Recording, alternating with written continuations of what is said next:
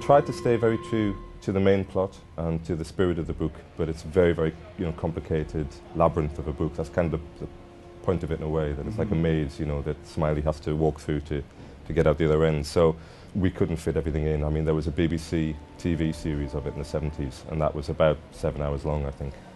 So we knew we couldn't do it all. Obviously, we only had 2 hours roughly to play with.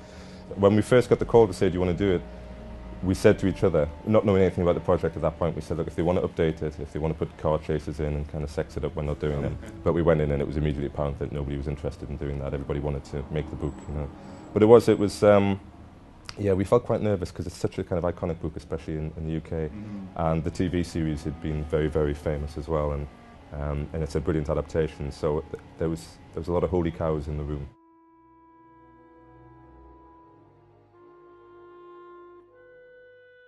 There haven't been many films where I've had the director on board from the beginning, and this is one of them, and it was fantastic because, especially because we got on so well. So we were on the same page from the beginning, we could work through ideas, we knew exactly what each of us were thinking, at all times, so it made a big difference. And Gary also went to the book, I think, to try and find Smiley and find the character in all those layers in the novel.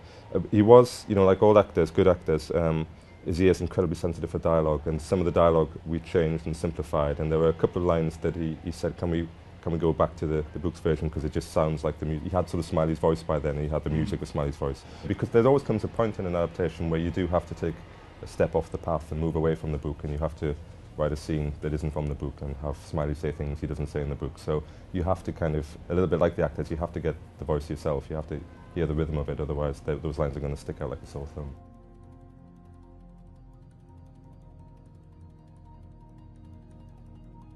You just get to see what's underneath both characters, and it's the opposite of what's on the surface for both characters. You get to see George's inner strength, and you get to see the mole's weakness, which you haven't seen before, and it breaks through.